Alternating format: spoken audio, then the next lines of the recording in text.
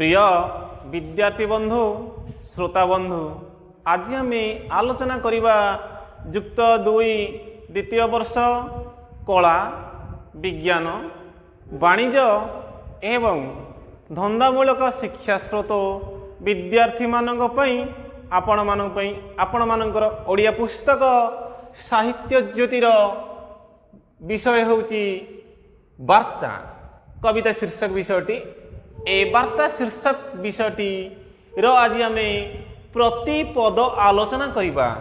एहा पूर्व आम अनेक सारांश आलोचना करथिले किंतु आज प्रतिपद आलोचना करिबा जार कवि होउचंती सच्चिदानंद राउतराय। आसंतो देखिबा आवृत्ति करिबा कविताटी कौन लेखा होइछि। शताब्दीर सिंहद्वारू आसीअछि दूत आनिअछि वार्ता भविष्यतर जीवनर संभावना जही मूर्तिमान नाई जही प्राचीर प्रांतर जाग हे मानव शिशु जाग नर ब्रह्म जाग धरी लौकिकर ज्ञान।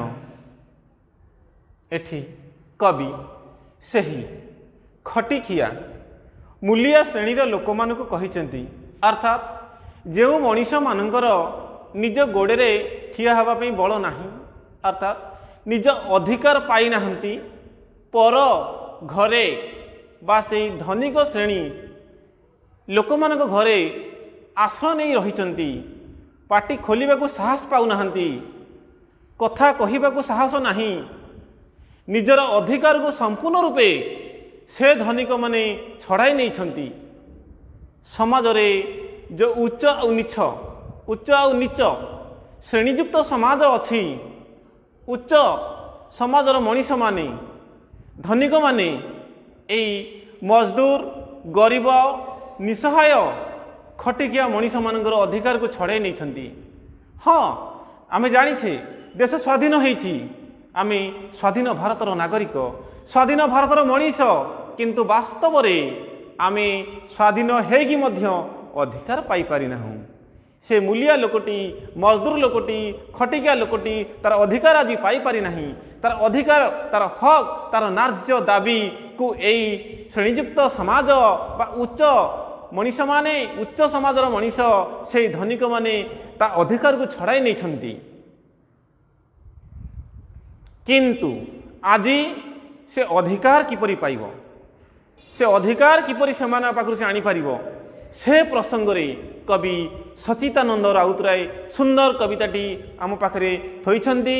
से कवितार प्रथम धाड़ीटी हेउची शताब्दीर सिंहद्वारू आसीअछि दूत अर्थात शताब्दीर अर्थ होची 100 वर्ष परे गोटे शताब्दी हुए 100 वर्ष परे आमे शह वर्ष अर्थात आमे अर्थ एई मूलिया श्रेणीर लोक माने खटिकिया श्रेणीर लोक माने मजदूर माने शह वर्ष शताब्दी धरी सही धनिक लोक मानक पाखरे आश्रित होई रहिले।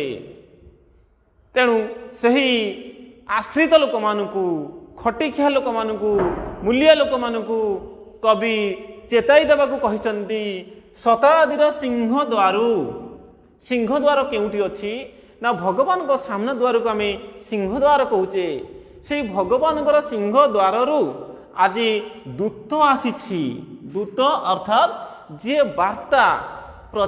वार्ता आनिकरी आसे आमे ताको दूत कहूचे इंग्राजी रे मेसेंजर।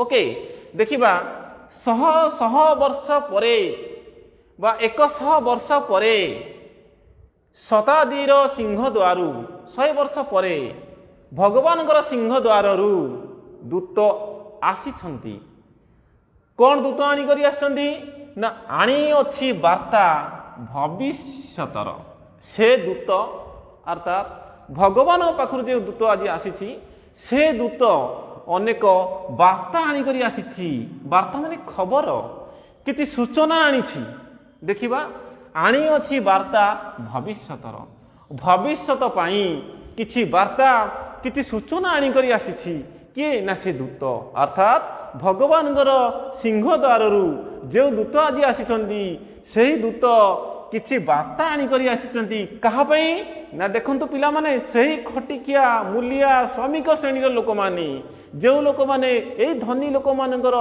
ଆଶ୍ରିତ ହୋଇ ରହିଛନ୍ତି, ନିଜ ମୁଣ୍ଡ ବିକ୍ରି କରିଦେଇଛନ୍ତି, ସେମାନଙ୍କୁ ପାଟି ଖୋଲିବାକୁ ସେମାନଙ୍କର ଆଜି ସାହସ ନାହିଁ। ଜୀବନର ସମ୍ଭାବନା ଯହିଁ ମୂର୍ତ୍ତିମାନ, ଜୀବନର ସମ୍ଭାବନା ଯହିଁ ମୂର୍ତ୍ତିମାନ। ଦେଖନ୍ତୁ ସେଇ ଯେଉଁ ଦୂତ ଭଗବାନଙ୍କ ଠାରୁ ଆସିଅଛି, ସେ ଦୂତ କି ବାର୍ତ୍ତା ଆଣିଛି ନା ବଞ୍ଚି ରହିବାର ରାହା, ଅର୍ଥାତ୍ ଜୀବନର ସମ୍ଭାବନା ସୁନ୍ଦର ଭାବରେ ସେଇ ଖଟିକିଆ ମଣିଷଟି କିପରି ବଞ୍ଚିପାରିବ, ନିଜର ଅଧିକାର କିପରି ପାଇପାରିବ, ସେହି ବାର୍ତ୍ତା ଆଣିକରି ଆସିଛି। ସେ ବାର୍ତ୍ତା ଭିତରେ ରହିଛି ବଞ୍ଚି ରହିବାର ରାହା ବା ଜୀବନର ସମ୍ଭାବନା। କେମିତି ମଣିଷ ସୁନ୍ଦର ଭାବରେ ବଞ୍ଚିପାରିବ ସେ ସମ୍ଭାବନା ଟିକକ ସିଏ ଆଣିଛି। ଯହିଁ ମୂର୍ତ୍ତିମାନ, ମୂର୍ତ୍ତିମାନ ମାନେ ଦେଖାଯାଉଛି, ଜଳ ଜଳ କରି ଏ ଆଖିରେ ଦେଖାଯାଉଛି, ସେ ବାର୍ତ୍ତା ଜୀବନର ସମ୍ଭାବନା ଆଣିଛି। ସୁନ୍ଦର ଭାବରେ ମଣିଷ କିପରି ବଞ୍ଚିପାରିବ।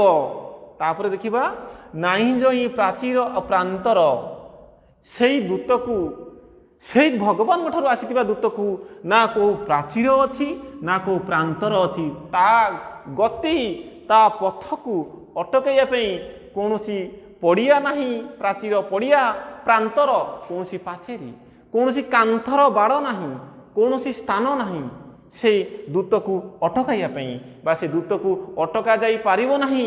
ସେ ଭଗବାନଙ୍କ ଠାରୁ ସେ ଦୂତ ଆଜି ଆସିଛି।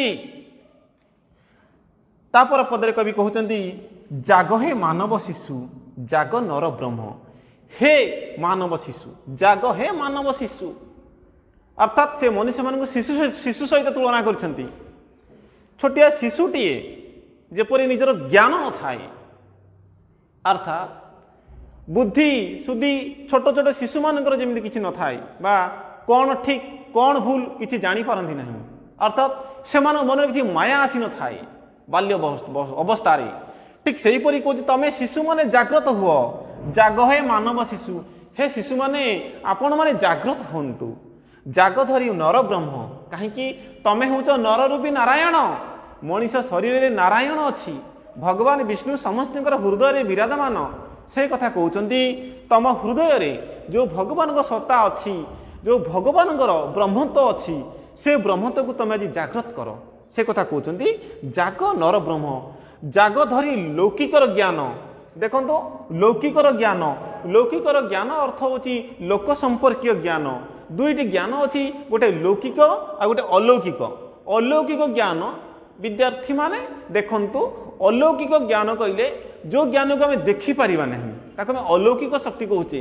ଯେଉଁଟାକି ଭଗବାନଙ୍କ ଯେଉଁ ଶକ୍ତି ଅଛି, ଭଗବାନଙ୍କ ଯେଉଁ ସତ୍ତା ଅଛି, ଆମେ ପଙ୍ଖା ଚଲାଇଲେ ପବନ ଆସୁଛି, ପବନକୁ ଆମେ ଦେଖିପାରୁନାହା, ପବନକୁ ଆମେ ଅନୁଭବ କରୁଛେ।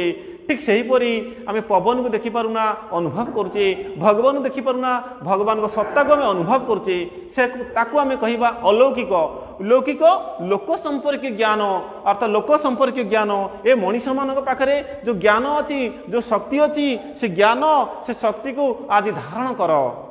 ଏବଂ ତମେ ହେଉଛ ନରବ୍ରହ୍ମ, ନରରୂପୀ ଜଣେ ଜଣେ ଭଗବାନ, ଜଣେ ଜଣେ ଈଶ୍ୱର। ନିଶ୍ଚିନ୍ତ ଭାବରେ ଆଜି ତମେ ଲୌକିକର ଜ୍ଞାନ, ଲୋକ ସମ୍ପର୍କୀୟ ଜ୍ଞାନକୁ ଆହରଣ କର। କାହିଁକି? ଆଜି ତମ ପଥ ସୁଧୁରି ଯିବ, ତମେ ଆଜି ସଫଳ ପଥର ଯାତ୍ରୀ ହୋଇପାରିବ। କାହିଁକି ନା ଭଗବାନଙ୍କ ଠାରୁ ସେ ଦୂତ ଆସିଛି, ଭଗବାନଙ୍କ ଠାରୁ ସେ ଦୂତ ଆଶୀର୍ବାଦ ଆଣିକରି ଆସିଛି। ଏ ଥିଲା ବିଦ୍ୟାର୍ଥୀମାନେ ଆମର ପ୍ରଥମ ପାଦ ଆମେ ଆଲୋଚନା କଲେ। ନିଶ୍ଚିନ୍ତ ଭାବରେ ଦ୍ୱିତୀୟ ଭାଗଟି ଆମେ ତା ପର କ୍ଲାସ୍ରେ ଆଲୋଚନା କରିବା। ମୁଁ ଆଶା କରୁଛି ନିଶ୍ଚିନ୍ତ ଭାବରେ ବିଦ୍ୟାର୍ଥୀମାନେ ମୋ କ୍ଲାସ୍କୁ ଅନୁଭବ କରୁଥିବେ ଏବଂ ଶୁଣୁଥିବେ। ଯଦି କ୍ଲାସ୍ ଗୁଡ଼ିକ ଭଲ ଲାଗୁଛି ନିଶ୍ଚିନ୍ତ ମୋ ଚ୍ୟାନେଲକୁ ସବସ୍କ୍ରାଇବ୍ କରିବେ ଏବଂ ନିଜ ନିଜର ଅଭିମତ ରଖିବେ, ଯାହାଦ୍ୱାରା ମୋତେ ଇନ୍ଧନ ଯୋଗାଇବ ପରବର୍ତ୍ତୀ କ୍ଲାସ୍ କରିବା ପାଇଁ। ଧନ୍ୟବାଦ।